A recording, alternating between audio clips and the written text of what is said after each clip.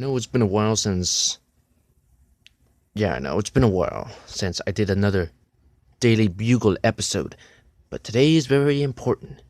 Today we're gonna talk about the future of Sonic the Hedgehog. When it all first started in 1991, Sonic changed the world of video games forever. He was very popular. He became Mario's rival, but soon they teamed up. Sonic has been going through struggles and rises, but now he's struggling. And I'll explain why.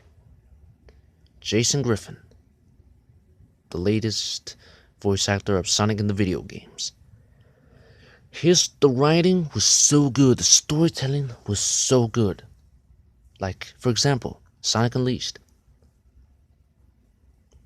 We have Sonic being so badass in the opening, the best opening of Sonic. Then he turns into a werewolf. He tries to struggle. He struggles as a werewolf in the night and struggles as a hedgehog in the day. He finds a new friend, Chip. Or should I say, Light Gaia. So, they become friends. Light Gaia tries to get his memories back, while Sonic tries to look for answers, try to stop Eggman, and find a way to stop whatever is going on. They soon come face to face with Dark Gaia, a very menacing looking Gaia, with so many abilities. Such a monster, such a menace, that try to destroy the world using darkness. But Light Gaia and Sonic saved the day. But Light Gaia locked himself up, and Sonic, once again, is stuck in the ground. And characters like Shadow the Hedgehog. Like, Shadow the Hedgehog was created to be some sort of cure for Maria's sickness. But once GUN found out, they tried to stop Project Shadow, but Maria died during the attack. Shadow escaped, but 50 years later he comes back, angry, looking for vengeance for what the humans did to his life. But pretty soon he learns that he has to be a hero, so he saves humanity by doing a sacrifice. Such a good story. Such good, very interesting characters that kids and fans love. But after that, after a while, it was all ruined. Shadow the Hedgehog was ruined. Sonic was ruined. And I will explain to you why. Starting off with Sonic Colors. The story was just about him saving a bunch of aliens from being tortured by Eggman in his theme park. Sonic Lost World was just Sonic battling Zeddies, trying to save another world that has energy in it. Not too much going on. Sonic Force is just a war, but the characters, the villains, are not really that well developed. It's too much going on. Not everybody gets a good amount of screen time. And Sonic Boom and everything else. Bad. But a decade later, 2022 is the year Sonic finally gets the redemption that he needed all along. Enough with the Sonic IDW comics. It all began in April 4, 2018. At that time, a new series of Sonic comics was going to begin. The Archie comics had their time, but the IDW comics were now about to take a more faithful adaptation of Sonic the Hedgehog compared to the Archie comics, which takes more inspiration from the Saturday morning cartoon Sonic the Hedgehog. Even though it's not canon, it does take inspiration and it's more faithful to the video games, since it does take place after the events of Sonic Forces. Now, they're actually really good. The story, the characters, well, all except for Shadow, it's all done really well. You have characters like Tangle, Whisper, Dr. Styline, Surge, Kit, Rough and Tumble. All these characters, even though some of them are made up, some of them are from the games, you really get to feel the character. You really get to love them. You really get to know what type of characters these are compared to the ones that we all know. It's really a good series with good sub-series too, like Imposter Syndrome, Tangle and Whisper, Bad Guys, I think. And the new one that's coming up, Scrapnik Island. It's all really good. It's all done really well. And I cannot wait for the next few more of the IDW comics. And I also cannot wait to also take inspiration from them for my next Sonic the Hedgehog animated video on the SSH series. It's all gonna be done really well. The characters are well written, except for Shadow. But characters like Eggman are really well written. Like, you feel the type of enemy he is, but you also feel like maybe there's a chance that maybe Eggman could be a real good guy. And Sonic shows mercy to anybody who faces him.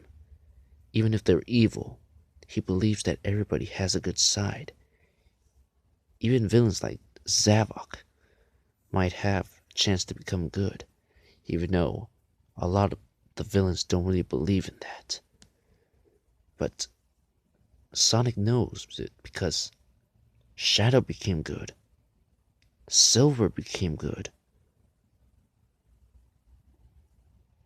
Many of the characters that were against Sonic in the past, like Knuckles, became good in the end. They became Sonic's allies. They became Sonic's friends.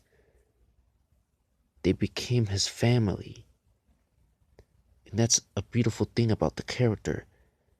He knows how to make friends, even if they start off as his enemies or rivals. He knows what's right. What he thinks is right, he'll do it. And if it's done right, there's hope. But if things like start to pressure him, like the fact that he has to show mercy in characters like Espio in the Metal Virus saga, where everybody pressures him for being such a good person to everybody, especially since so many bad things and stressful things are happening in the outside, Sonic knows that he needs to show mercy. He cannot show off a darker side of him. Because if he does that, things would not end well for many of the characters or even for the society. And it's done really well. The IDW comics, I really recommend you. But that's just the beginning. There's still more. For the Sonic the Hedgehog movies. Now we all know that it started with Sony Pictures originally making the Sonic movie. But, kind of like with the Mario movie, they both decided that Sony was not the right company to make the movie. Instead, it was someone that they can trust. Now, Mario chose Universal Studios and Illumination Studios, but Sonic decided to go with Paramount Pictures, which it's an okay company. I mean, not every movie I liked. I mean, I didn't really like Dora that much. I didn't really like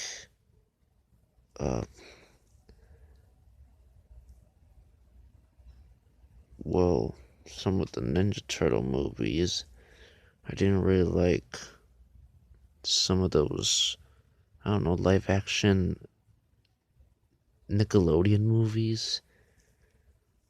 I thought Transformers was the first three movies were good. Uh, well, I also thought SpongeBob was good.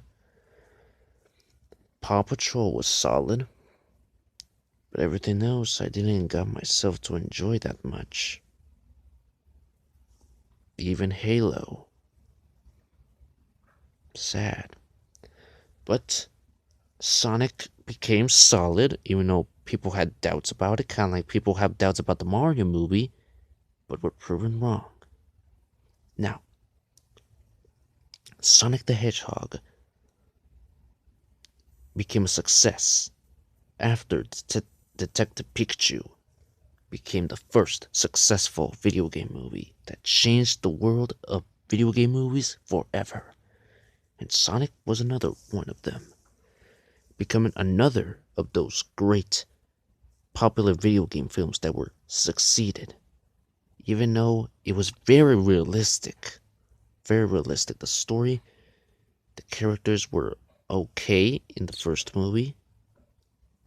Now, I didn't enjoy the movies that much, but mostly because the comedy was a little cringe for me. Some of the fart jokes were not that well for me, and I also thought they could have done a lot better with, I guess, some of the human characters. But I can kind of see why people enjoy them. I mean, they put a lot of heart into this. The animation is well done. The story is kind of, in my opinion, well done. For the first movie was well paced, while the second movie is very fast paced, I guess. Knuckles and Tails were pretty well done, even though I wish Tails had a lot more screen time. But Dr. Eggman, Jim Carrey, I wish Dr. Eggman was more menacing rather than being a goofy villain. I wish they could have done in that direction, but it was alright. Don't get me wrong, I like the surprise like the Death Egg, Supersonic Shadow the Hedgehog, but they could have done a little more. But I do like the origin story. It's very interesting what they could set up, like the Master Emerald, the owls, and the temples that they have on Earth, and maybe even other planets. The bounty hunters, even like the comic series where they showed Espio and Vector. There's a lot of interesting stuff that they could explain in Sonic Movie 3 and the Knuckles series. But let's just hope it's not rushed, because you know how third movies sometimes rush things a little bit, especially since they have to explain the story of Shadow. They might have to include Amy, maybe even Rouge. Well, maybe not Amy. Maybe not Metal Sonic, even though I really wished he was in the first movie. But I guess we'll have to wait in the fourth movie. Maybe the Knuckles series could have Chaos. That would be interesting to explain more about the Echidnas, the Master Emerald. That would be really nice. And with Sonic Movie 3, they could give Sonic finally some character development that the second movie didn't really give to him. Sonic could actually become someone better, a better hero, and he could learn that from Shadow, who is not a hero and wants vengeance. So far, people like these movies, and that's the second part of the redemption. But we're just halfway for Sonic to completely redeem himself from what happened before. Now, it's time to get into the real stuff. Sonic the Hedgehog, the video game franchise. Now, ever since Sonic Colors, the writing was horrible. The character that we all know and love, the guy that was always a nice guy to everybody, and knew what was right, even by his sassy attitude, he became a jerk. Roger Craig Smith did not get the right dialogue to voice over. It was It was horrible. Disgusting. I'm sorry. But after a lot of struggle from the games, Sonic Frontiers is coming. Ian Flynn, the writer of the Sonic IDW comics, is coming back for Sonic Frontiers. So far from what I've seen from like the cutscene, the trailers, the dialogue is beautiful. Sonic is coming back. Roger Craig Smith is finally giving off a really good performance of Sonic the Hedgehog. He finally cares for his friends. Amy is no longer that much of a simp. Tails, well, we'll see. Knuckles, we'll see. In the prologue.